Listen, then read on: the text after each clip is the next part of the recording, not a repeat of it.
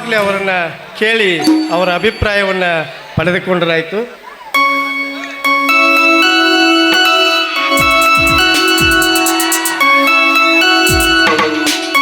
ನಮಸ್ಕಾರ ಜ್ಯೋತಿಯವರಿಗೆ. ನಮಸ್ಕಾರ. ಅಂದಹಾಗೆ ತಾವ್ಯಾರೆಂದು ಕೇಳಬಹುದೇ? ನಾನು ಡಾಕ್ಟರ್ ವೀರೇಂದ್ರ ಅಂತ. ತಾವಿಲ್ಲಿಗೆ ಬಂದ ಕೆಲಸವೇನು ಅಂತ ಕೇಳಬಹುದಾ? ನೋಡಿ ಜ್ಯೋತಿ, ನಾನಿಲ್ಲಿ ಏನೇ ಮಾತಾಡಿದರೂ ನೀವು ತಪ್ಪು ತಿಳಿಯಲ್ಲ ಅಂದರೆ ಮಾತ್ರ ನನ್ನ ಮಾತನ್ನು ಹೇಳುತ್ತೇನೆ. ಅಂಥ ವಿಷಯವೇನಿದೆ ಡಾಕ್ಟರ್ ವೀರೇಂದ್ರ ಅವರೇ? ನೋಡಿ ಜ್ಯೋತಿಯವರೇ, ನಿಮ್ಮ ತಂದೆಯವರು ನಿಮ್ಮ ಮನೆಯಲ್ಲಿರುವ ತಿಪ್ಪೇಶಿಯನ್ನು ನನ್ನ ಮನೆಗೆ ಕಳಿಸಿಕೊಟ್ಟಿದ್ದರು. ನನ್ನನ್ನು ಕರೆದುಕೊಂಡು ಬಾ ಎಂದು ಹೇಳಿದ್ದರು. ಆಗ ತಿಪ್ಪೇಶ್ ಅವರನ್ನು ವಿಚಾರಿಸಿದಾಗ ನಮ್ಮ ಸಾಹುಕಾರ ಧರ್ಮೇಂದ್ರ ಅವರು ತಮ್ಮ ಮಗಳನ್ನು ನಿಮಗೆ ಕೊಟ್ಟು ಮದುವೆ ಮಾಡಲು ತೀರ್ಮಾನಿಸಿದ್ದಾರೆ, ನಿಮ್ಮನ್ನು ಕರೆದುಕೊಂಡು ಬಾ ಎಂದು ಹೇಳಿ ಕಳಿಸಿದ್ದರು. ಆದರೆ ನನಗೆ ಯಾಕೋ ಏನೋ ಈ ಮದುವೆ ಪ್ರಸ್ತಾಪವನ್ನು ಮುಂದುವರಿಸುವ ಮೊದಲು ನಿಮ್ಮ ಅಭಿಪ್ರಾಯವನ್ನು ಕೇಳಬೇಕು ಎಂಬ ಆಸೆ ಆಯಿತು. ಹಾಗಾಗಿ ನಿಮ್ಮನ್ನು ಭೇಟಿಯಾಗಿ ಈ ಮದುವೆ ಬಗ್ಗೆ ನಿಮ್ಮ ಅಭಿಪ್ರಾಯವನ್ನು ಕೇಳಲು ಬಂದಿದ್ದೇನೆ. ನೋಡಿ ವೀರೇಂದ್ರ ಅವರೇ, ನಮ್ಮ ತಂದೆಯವರು ಹೇಳಿರಬಹುದು ನಿಜ. ಆದರೆ ನೀವು ತಿಳಿದುಕೊಂಡ ಹಾಗೆ ನಮ್ಮ ತಂದೆಯವರು ಒಳ್ಳೆಯವರಲ್ಲ. ಅದಕ್ಕಾಗಿ ಒಂದು ವೇಳೆ ಯಾವುದೇ ಕಾರಣಕ್ಕಾಗಿ ಅವರ ಜೊತೆ ತಮ್ಮ ವಿರುದ್ಧವಾದರೆ ಆಮೇಲೆ ನನ್ನನ್ನು ಅನಾಥಳನ್ನಾಗಿ ಮಾಡಬೇಕಾಗೋದು. ಜ್ಯೋತಿಯವರೇ, ಕೊಟ್ಟ ಹೆಣ್ಣು ಕುಲಕ್ಕೆ ಹೊರಗು ಎಂದ ಮೇಲೆ ನಿಮ್ಮನ್ನು ನನಗೆ ಕೊಟ್ಟ ಮೇಲೆ ಆ ನಿಮ್ಮ ತಂದೆಯವರಿಂದ ವಿರೋಧವೇನಾದರೂ ಬಂದರೆ ನಾನೇಕೆ ನಿಮ್ಮನ್ನು ಕೈ ಬಿಡಲಿ? ನಿಮ್ಮನ್ನು ಮನೆ ಬಿಟ್ಟು ಎಂದೂ ಕಳಿಸಲ್ಲ ಜ್ಯೋತಿ, ಎಂದೂ ಕಳಿಸಲ್ಲ. ಹಾಗಾದರೆ ನಿಮ್ಮ ಮನೆಯಲ್ಲಿ ಎಲ್ಲರೂ ಒಪ್ಪಿದ್ದಾರೆಯೇ? ನನ್ನ ಮನೆಯಲ್ಲಿ ಯಾರೂ ಇಲ್ಲ ಜ್ಯೋತಿ. ಯಾಕೆ ಅಂತ ಕೇಳಬಹುದಾ? ಇಲ್ಲ ಜ್ಯೋತಿ, ನಾನೊಬ್ಬ ಅನಾಥ, ಹೀಗಾಗಿ ನಾನು ಒಬ್ಬನೇ ಇದ್ದೀನಿ. ಡಾಕ್ಟರ್ ವಿದ್ಯಾಭ್ಯಾಸ ಹೇಗೆ ಕಲಿತ್ರಿ? ನೋಡಿ ಜ್ಯೋತಿಯವರೇ, ಅದೊಂದು ದೊಡ್ಡ ಕತೆ. ಹುಟ್ಟಿಸಿದ ದೇವರು ಹುಲ್ಲು ಮೇಯಿಸೋದಿಲ್ಲ ಎನ್ನುವ ಹಾಗೆ ನನ್ನ ಡಾಕ್ಟರ್ ಕೋರ್ಸ್ ಮುಗಿಯಲು ದಯಾವಂತರಾದ ಹಾಗೂ ನನ್ನ ಪಾಲಿನ ದೇವರಾಗಿ ಬಂದವರು ಇನ್ಸ್ಪೆಕ್ಟರ್ ಕುಮಾರ್ ಅಂತ. ಆ ಕುಮಾರ್ ಅವರ ಆಶೀರ್ವಾದ ಹಾಗೂ ಅವರ ಹಣಕಾಸಿನ ನೆರವಿನಿಂದ ನಾನೊಬ್ಬ ಡಾಕ್ಟರ್ ಆಗಿ ಇಲ್ಲಿವರೆಗೆ ಬೆಳೆದು ನಿಂತಿದ್ದೇನೆ. ಹೀಗಾಗಿ ನಮ್ಮ ಸ್ನೇಹ ಬೆಳೆದು ನಾವೆಲ್ಲ ಜೊತೆ ಇದ್ದೇವೆ. ನೀವು ಹೇಳಿದ ಹಾಗೆ ಆ ಇನ್ಸ್ಪೆಕ್ಟರ್ ನಿಮಗೇನಾಗಬೇಕು? ಏನಿಲ್ಲ ಜ್ಯೋತಿ, ನಾವಿಬ್ಬರು ಕೂಡ ಒಟ್ಟಿಗೆ ಶಾಲೆಯಲ್ಲಿ ಕಲಿತವರು, ಜೊತೆಗೆ ಒಟ್ಟಿಗೆ ಆಡಿ ಬೆಳೆದವರು. ಹೀಗಾಗಿ ನಮ್ಮ ಸ್ನೇಹ ಬೆಳೆದು ನಮ್ಮ ಪ್ರಾಣ ಸ್ನೇಹಿತರಾಗಿ ಬೆಳೆದು ನಿಂತಿದ್ದೇವೆ ಜ್ಯೋತಿ. ಆ ಇನ್ಸ್ಪೆಕ್ಟರ್ ಈಗ ಎಲ್ಲಿದ್ದಾರೆ ವೀರೇಂದ್ರರವರೇ? ಇದೇ ಗ್ರಾಮದ ಹೊಸದಾಗಿ ಬಂದಿರೋ ಇನ್ಸ್ಪೆಕ್ಟರ್ ಕುಮಾರ್ ಅಂತ ಜ್ಯೋತಿ. ಓಹೋ, ಆ ಇನ್ಸ್ಪೆಕ್ಟರಾ? ಹಾಂ, ಅದೇ ಇನ್ಸ್ಪೆಕ್ಟರ್. ಹೌದು, ಅವ್ರು ನಿಮಗೆ ಮೊದಲೇ ಪರಿಚಯವೇ? ಹಾಗೇನೂ ಇಲ್ಲ. ಒಂದು ಸಲ ನಮ್ಮ ಮನೆಯಲ್ಲಿ ನಮ್ಮ ತಂದೆಯವರ ಜೊತೆ ಮಾತನಾಡ್ತಾ ಇದ್ದಾಗ ನೋಡಿದ್ದೆ. ಹೌದು ಹೌದು, ಅವರು ನಿಮ್ಮ ಮನೆಗೆ ಬಂದ ಕಾರಣವೇನೆಂದು ಕೇಳಬಹುದೇ? ನೋಡಿ ವೀರೇಂದ್ರ ಅವರೇ, ನಾನಾಗ ಕಾಲೇಜಿನಿಂದ ಬರ್ತಾ ಇದ್ದೆ. ಆ ಇನ್ಸ್ಪೆಕ್ಟರ್ ನನ್ನ ಮಾವನ ಜೊತೆ ಮಾತನಾಡ್ತಾ ಇದ್ರು. ಆವಾಗಲೇ ನಾನು ಅವರನ್ನು ನೋಡಿದ್ದು. ಇರಲಿ ಬಿಡಿ ಜ್ಯೋತಿ, ನಾವಿಲ್ಲಿ ಬಂದು ಮಾತಾಡೋದೇ ಬೇರೆ ವಿಷಯ, ಬೇರೆ ಕಡೆನೇ ಹೋಗಿದೆ. ಅದು ಹೋಗಲಿ, ಆ ಮದುವೆ ಪ್ರಸ್ತಾಪದ ಬಗ್ಗೆ ನಿಮ್ಮ ಅಭಿಪ್ರಾಯ ತಿಳಿಸಲೇ ಇಲ್ಲ. ನಿಮ್ಮ ಒಪ್ಪಿಗೆಯೇ ನನ್ನ ಒಪ್ಪಿಗೆ. ಇವಾಗ ನನ್ನ ಮನಸ್ಸು ಹಗುರಾಯ್ತು ನೋಡಿ ಜ್ಯೋತಿ. ಈ ಒಂದು ಸುಮಧುರ ಸಂದರ್ಭದಲ್ಲಿ ಈ ಪ್ರೇಮಕ್ಕೆ ಕಾಣಿಕೆಯಾಗಿ ಏನಾದರೂ ಕೊಡಬಾರದೆ? ಹಾಗೆ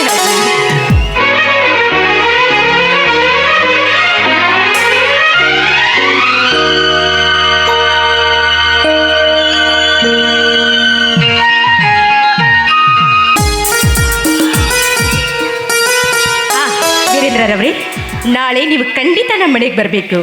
ಆಯ್ತು ಜ್ಯೋತಿ ಅವರೇ, ಇಷ್ಟೆಲ್ಲ ಆದಮೇಲೆ ನಾನು ನಿಮಗೆ ಬರದೇ ಇರಲು ಸಾಧ್ಯವೇ? ಖಂಡಿತ ಬರುತ್ತೆ. ಇದು ಕೇಳಿ ಕಮ್ಮಿ ಇಲ್ಲ, ತಪ್ಪಿಸ್ಬಾರ್ದು. ಖಂಡಿತ ಬರಬೇಕು. ಖಂಡಿತ ಬರ್ತೇನೆ ಜ್ಯೋತಿ ಅವರೇ, ಖಂಡಿತ. ಓಕೆ, ಬಾಯ್.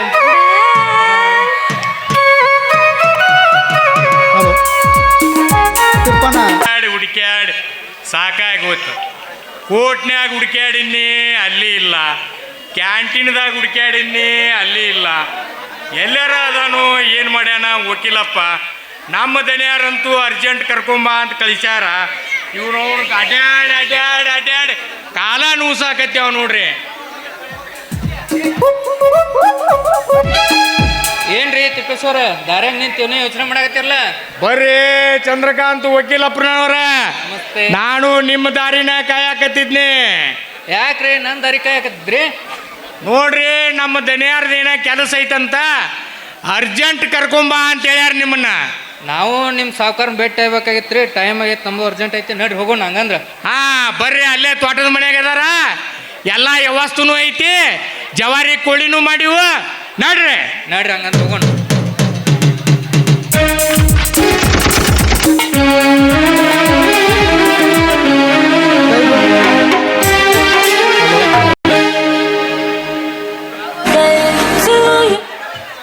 ಪ್ರದೀಪ್, ಕೇಕ್ ಕಟ್ ಮಾಡೋದು ಇನ್ನೂ ಲೇಟ್ ಏನಪ್ಪ?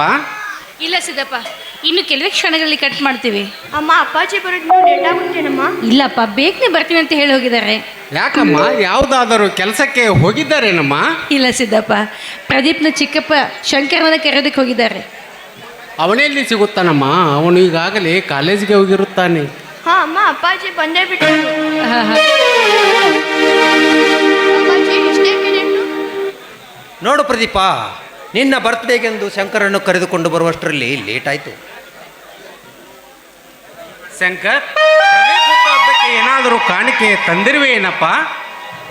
ಅಪ್ಪ, ನಾವು ಬಡವರು, ನಮ್ಮ ಹತ್ತಿರ ಕಾಣಿಕೆ ಕೊಡಲು ಏನಿದೆಯಪ್ಪ? ಆದರೂ ಒಂದು ಚಿಕ್ಕ ಕಾಣಿಕೆಯನ್ನು ತಂದಿರುವೆ. ಚಿಕ್ಕಪ್ಪ, ನೀನು ತರದೇ ಇದ್ದರೂ ಪರವಾಗಿಲ್ಲ, ಆದರೆ ನೀನು ಬಂದೆ ಅಲ್ಲ ಅಷ್ಟೇ ಸಾಕು. ಶಂಕರ್, ಅದೇನೋ ಒಂದು ಚಿಕ್ಕ ಕಾಣಿಕೆ ತಂದಿರುವೆ ಎಂದೆಯಲ್ಲ, ಏನಪ್ಪ ಅದು? ನಾ ಕೊಡುವ ಕಾಣಿಕೆ ಚಿಕ್ಕದು ಇರಬಹುದು, ಪೂರ್ತಿ ಚಿಕ್ಕದಾದರೂ ಕೀರ್ತಿ ದೊಡ್ಡದು ಎಂಬಂತೆ ಒಬ್ಬ ಬಡವನಿಗಾಗಲಿ, ಒಬ್ಬ ಶ್ರೀಮಂತನಿಗಾಗಲಿ, ಓರ್ವ ವಿದ್ಯಾರ್ಥಿಗಾಗಲಿ, ಒಬ್ಬ ಕಲಾವಿದನಿಗಾಗಲಿ ಅದು ಅವಶ್ಯವಾಗಿ ಬೇಕೇ ಬೇಕು. ಅಂಥದ್ದೊಂದು ಚಿಕ್ಕ ಕಾಣಿಕೆ ನನ್ನದು. ಚಿಕ್ಕಪ್ಪ, ಅಂತ ಚಿಕ್ಕ ಕಾಣಿಕೆ ಏನದು? ಪ್ರದೀಪ, ನಾ ಕೊಡುವ ಕಾಣಿಕೆ ಚಿಕ್ಕದು ಎಂದು ಭಾವಿಸಬೇಡ. ನಾ ಕೊಡುವ ಕಾಣಿಕೆಯಿಂದ ನೀನೊಬ್ಬ ದೊಡ್ಡ ಅಧಿಕಾರಿಯಾಗಿ ಈ ಸಮಾಜದ ಕೀರ್ತಿಯನ್ನು ಬೆಳಗಬೇಕು. ಹಾ, ತೆಗೆದುಕೋ ಇದನ್ನು. ಹ್ಞೂ ಚಿಕ್ಕಪ್ಪ, ನೀನು ಕೊಟ್ಟಿರುವ ಕಾಣಿಕೆ ಕಣ್ಣಿಗೆ ಮಾತ್ರ ಚಿಕ್ಕದು ನಿಜ, ಆದರೆ ನೀ ಕೊಟ್ಟ ಈ ಕಾಣಿಕೆಯಿಂದ ನಾನೊಬ್ಬ ದೊಡ್ಡ ಅಧಿಕಾರಿಯಾಗಿ ನಮ್ಮ ದೇಶದ ನಿಷ್ಠಾವಂತ ಪ್ರಜೆಯಾಗಿ ದೇಶದ ಸೇವೆಯನ್ನು ಮಾಡುತ್ತೇನೆ. ಹಾ ಪ್ರದೀಪ, ತುಂಬಾ ಲೇಟ್ ಆಯ್ತು, ಕೇಕ್ ಕಟ್ ಮಾಡಿ ನಡಿಯಪ್ಪ.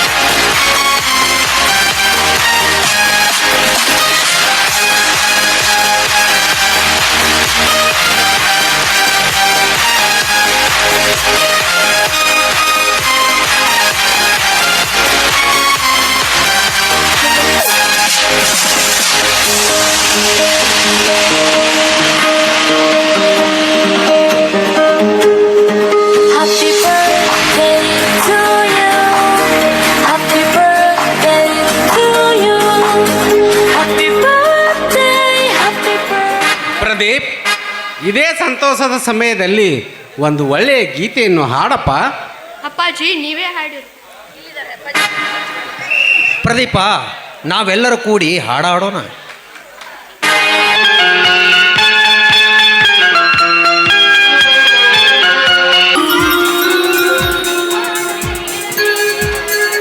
ಅಣ್ಣ, ನಾನಿನ್ನು ಹೋಗಿ ಬರುತ್ತೇನೆ.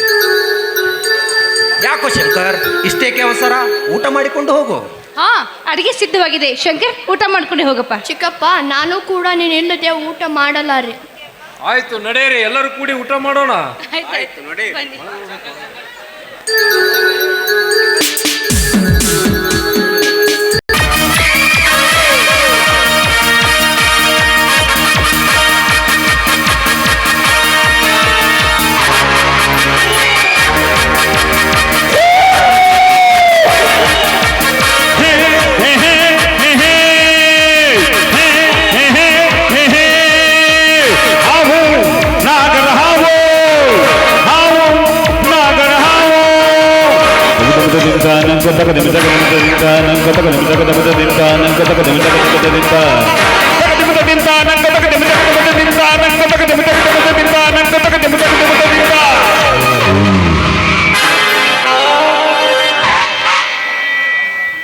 ನ್ಯಾಯ ನೀತಿ ಎನ್ನದೆ, ಪಾಪ ಪುಣ್ಯ ಎನ್ನದೆ, ಸಿರಿ ಸಂಪತ್ತನ್ನು ಅಪಹರಿಸಿ ಸುಂದರಿಯರಾದ ಹೆಣ್ಣುಗಳನ್ನು ಅನುಭವಿಸಿ ಸಂತೋಷ ಪಡುವುದೇ ಈ ಧರ್ಮೇಂದ್ರನ ಹುಟ್ಟುಗುಣ.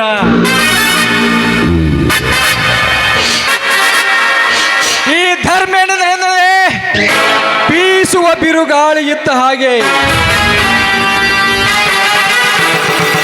ಕಪ್ಪಣೆಯ ಕಾರ್ಮೋಡಗಳು ಬರಸಿಡಿಲು ಇದ್ದ ಹಾಗೆ. ಈ ಕಲಿಯುಗದ ನರಭಕ್ಷಕನ ಬೆಂಕಿಯ ಕಿಡಿಗೆ ಸುಟ್ಟು ಭಸ್ಮವಾಗದೆ ಉಳಿಯಬಹುದೇ? ಕಡು ವೈರಿಗಳು ಇಂಪಾಸಿಬಲ್. ಲೇ ಗಂಗಾ,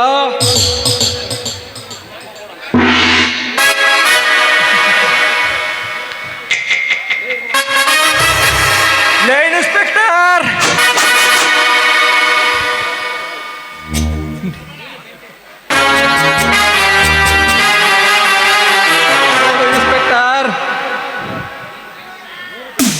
ನೀನು ಗಂಗೆ ಹಾಗೆ ಹರಿದು ಬಂದೆಯಲ್ಲ,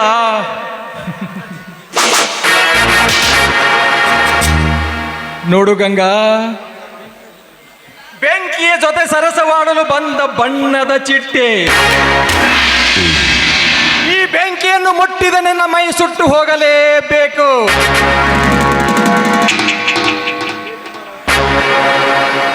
ಕುಮಾರ, ಈ ರಸಿಕನ ಮನದಲ್ಲಿ ನೆಲೆಯೂರಿ ನಿಂತಿದ್ದಾಳೆ ಆ ನಿನ್ನ ಹೆಂಡತಿ ಗಂಗಾ. ಸುಂದರ ರೂಪವತಿಯ ಸುರ ಸುಂದರಿಯನ್ನು ಹೊತ್ತು ತಂದು ನನ್ನ ಮನ ತೃಪ್ತಿಯಾಗುವ ತನಕ ಉಂಡು ಸಂತೋಷ ಪಟ್ಟಾಗಲೇ ನನ್ನ ಮನಸ್ಸಿಗೆ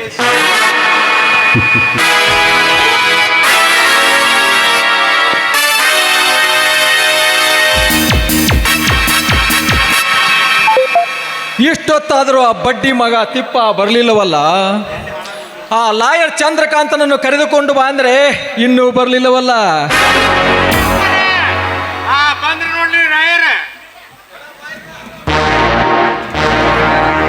ಧರ್ಮೇಂದ್ರ ಅವ್ರಿಗೆ ನಮಸ್ಕಾರ ಲಾಯರ್ ಚಂದ್ರಕಾಂತ್ ಅವರೇ, ಬನ್ನಿ. ಏಕೋ ನನ್ನನ್ನು ಬರಲೇ ಹೇಳಿದ್ರಂತೆ. ನಮ್ಮ ಹಳೆಯ ಕರ್ಮೇಂದ್ರನನ್ನು ಆ ಇನ್ಸ್ಪೆಕ್ಟರ್ ಅರೆಸ್ಟ್ ಮಾಡಿ ಲಾಕಪ್ಪಿನಲ್ಲಿ ಹಾಕಿದ್ದಾನೆ. ಅದಕ್ಕೆ ನಿಮ್ಮನ್ನು ಬರಲು ಹೇಳಿದ್ದೆ. ಅವನನ್ನು ಯಾವ ಕಾರಣಕ್ಕಾಗಿ ಬಂಧಿಸಿದ್ದಾರೆಂದು ತಿಳಿದುಕೊಳ್ಬಹುದೇ? ನೋಡು ಚಂದ್ರಕಾಂತ್, ನನ್ನ ಹಳೆಯ ಕರ್ಮೇಂದ್ರ ಯಾವುದೋ ಒಂದು ಕಳ್ಳ ವ್ಯವಹಾರದಲ್ಲಿ ಸಿಕ್ಕಿ ಹಾಕಿಕೊಂಡಿದ್ದಾನೆ. ಅದಕ್ಕಾಗಿ ಅವನನ್ನು ಬಿಡಿಸಿಕೊಂಡು ಬರಬೇಕು. ನೀವು ಜಾಮೀನಿನ ಮೇಲೆ ಬಿಡಿಸಿಕೊಂಡು ಬರಬೇಕು. ಮೊದಲು ಆ ಕೆಲಸ ಮಾಡಿರಿ. ಅವನನ್ನು ನಾನು ಜಾಮೀನ ಮೇಲೆ ಬಿಡಿಸಿಕೊಂಡು ಬರುತ್ತೇನೆ. ಆದರೆ